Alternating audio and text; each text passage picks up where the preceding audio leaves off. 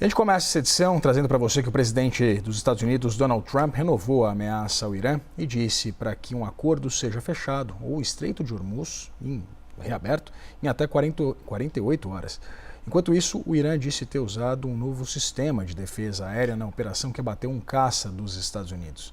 Os detalhes chegam com a nossa correspondente Mariana Janjacomo, falando ao vivo de Washington. Mari, essas buscas continuam por esse tripulante do caça que está desaparecido, não é isso? Seja muito bem-vinda novamente.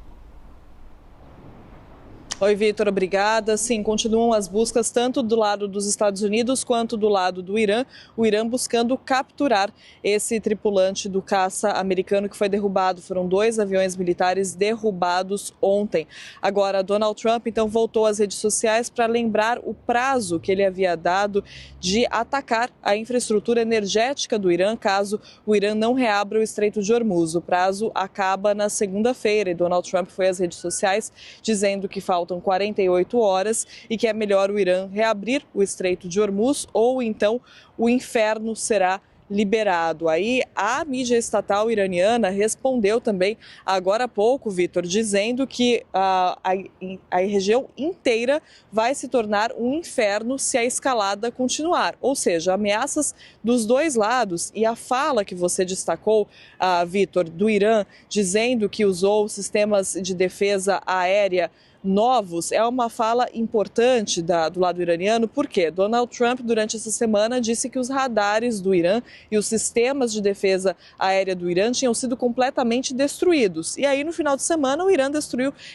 derrubou 2 aviões militares dos Estados Unidos. Então, isso mostra que, de fato, o Irã ainda tem, sim, uma capacidade de defesa e, segundo os iranianos, se trata de novos equipamentos, né? São novos equipamentos que estão sendo desenvolvidos mesmo em meio a essa guerra, mesmo em meio aos bombardeios diários dos Estados Unidos e de Israel. Agora, sobre o Estreito de Hormuz especificamente, ao mesmo tempo que Trump faz esse tipo de ameaça, ele joga a responsabilidade para os países europeus. Durante essa semana e até no pronunciamento que ele fez na quarta-feira, ele disse que são os países que recebem o petróleo que passa pelo Estreito de Hormuz que precisam agir. Uma sugestão que enfureceu países da OTAN. O presidente francês Emmanuel Macron, por exemplo, disse que as sugestões de Donald Trump são irrealistas. E os países europeus deixaram bem claro que não vão fazer isso porque não consideram que essa guerra é deles. E aí isso preocupou o mercado, porque Donald Trump pareceu muito disposto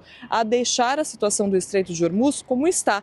E aí, diante disso, ele reforça as ameaças contra o Irã de fazer ataques contra a infraestrutura energética do Irã, mas são ataques que podem também piorar ainda mais a crise global de combustíveis. E Donald Trump não deixa claro que ataques seriam esses, lembrando que há 50 mil militares americanos no Oriente Médio, ou a caminho do Oriente Médio, uma presença muito reforçada, e ninguém sabe se Donald Trump vai de fato ordenar uma incursão terrestre ou se trata apenas de uma pressão sobre os iranianos, para fazer com que os iranianos voltem à mesa de negociações. Nesse final de semana, os Estados Unidos também atacaram uma ponte no Irã, perto ali da capital do Irã.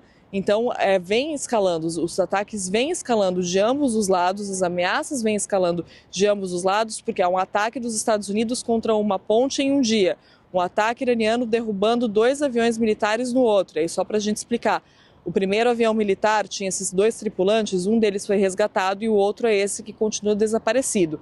E o segundo avião militar conseguiu sair do espaço aéreo iraniano antes que o piloto fizesse a manobra de ejeção e pudesse sair, então, dessa aeronave.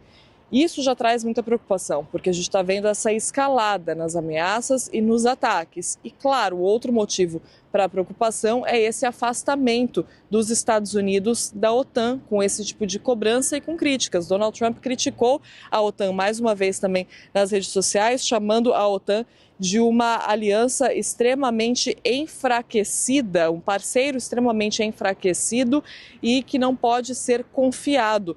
Donald Trump, que, claro, como presidente dos Estados Unidos, tem um papel muito grande na OTAN. Ele chegou a ameaçar essa semana sair da organização, falou em algumas entrevistas que estava pensando em sair da OTAN, mas há controvérsias sobre se ele pode fazer isso, né? Na verdade, aqui os Estados Unidos, a Joe Biden sancionou uma lei que exige uma votação no Congresso para que ele saia, uma votação de 2/3 de maioria no Senado para que ele saia da OTAN. Inclusive, esse projeto de lei foi de coautoria de Marco Rubio, o atual secretário de Estado americano. Trump, claro, sabe disso. Ele não insistiu nessa ideia, falou sobre isso na entrevista, só que mesmo falou sobre isso em entrevistas em deixar a OTAN, mas não insistiu nessa ideia no pronunciamento que ele fez aos Estados Unidos, por exemplo. Só que a questão é que mesmo ficando na OTAN e mesmo não deixando a aliança, ele pode enfraquecer a aliança de qualquer forma. E é o que está fazendo já. Então isso também causa muita preocupação e são poucos os sinais, ou nenhum sinal, na verdade, de alívio nesse momento em que a guerra entra na 6ª semana sem nenhum tipo de horizonte. Donald Trump dá um prazo muito genérico para acabar a guerra, de 2 a 3 semanas, um prazo que não pode ser levado ao pé da letra, e do lado dos iranianos, mais ameaças, e com os iranianos, inclusive, negando que exista qualquer tipo de negociação nesse momento, Vitor. Pois é, né, Mariana? Os Estados Unidos representam, inclusive, cerca de 60% do financiamento da OTAN.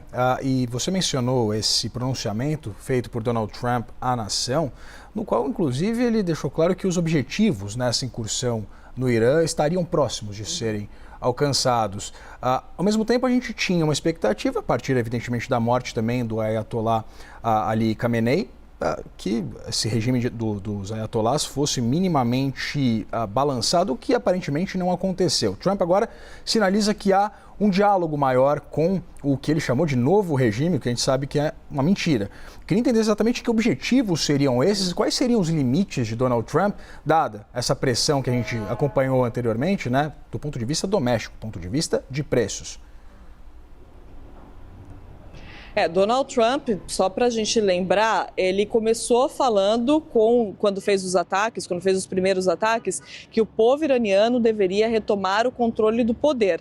Depois da morte de Ali Khamenei, da nomeação de Mojtaba Khamenei como o novo líder supremo do Irã, Donald Trump deixou de lado essa ideia, né, da mudança de regime e passou a falar em outros objetivos, outros objetivos que já existiam, na verdade, que não são novos, de impedir o Irã de ter uma arma nuclear, de destruir a capacidade de mísseis do Irã.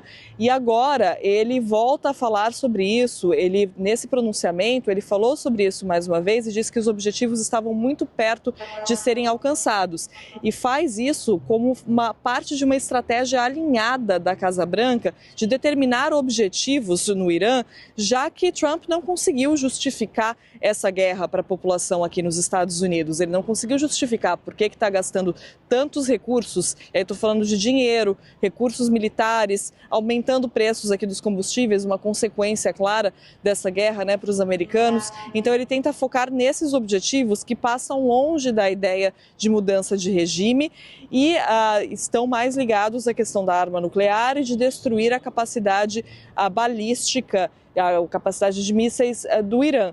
Só que, logo depois de ele ter dito isso, que estava muito perto de atingir esse objetivo, os iranianos derrubaram 2 aviões militares dos Estados Unidos, colocando em dúvida, né, esse progresso que Donald Trump diz ter sido alcançado. E sobre a mudança de regime, ele segue dizendo que há sim uma mudança de regime, apesar de Mojtaba Khamenei ter sido nomeado, né? Porque Mojtaba Khamenei não apareceu em público e Trump diz que há uma nova liderança iraniana, que aqueles líderes mais fortes do regime dos ayatollahs foram mortos e que há uma nova liderança mais razoável, com mais diálogo com os Estados Unidos. Não deixa claro que liderança mais moderada seria essa, já que mesmo o presidente do parlamento iraniano, Mohammad Ghalibaf, que tem sido muito atuante e surgiu como um nome muito forte em meio a essa guerra, zombou dos Estados Unidos ontem mesmo. Nas redes sociais, ele zombou da situação do tripulante que está desaparecido, dizendo, olha, os Estados Unidos se dizem tão fortes e agora estão dizendo, cadê nosso piloto? Nos ajudem a achar o nosso piloto. Então, fica a pergunta, né? Com quem Donald Trump está conversando, já que os iranianos negam qualquer tipo de negociação direta, há sim uma tentativa de intermediação por parte de outros países aliados ali na região, mas então, com quem Donald Trump está conversando? E a outra pergunta, claro, se os Estados Unidos estão mesmo conseguindo cumprir esses objetivos que parecem mudar de acordo com o contexto, né? Vão mudando. A gente está entrando nas 6ª semana de guerra e os objetivos foram mudando muito nas falas de Donald Trump, Vitor. Até porque há uma série de negativas de autoridades iranianas de que haja qualquer tipo de diálogo com os Estados Unidos. Muito obrigado pelas informações, Mariana Giacomo, falando ao vivo de Washington.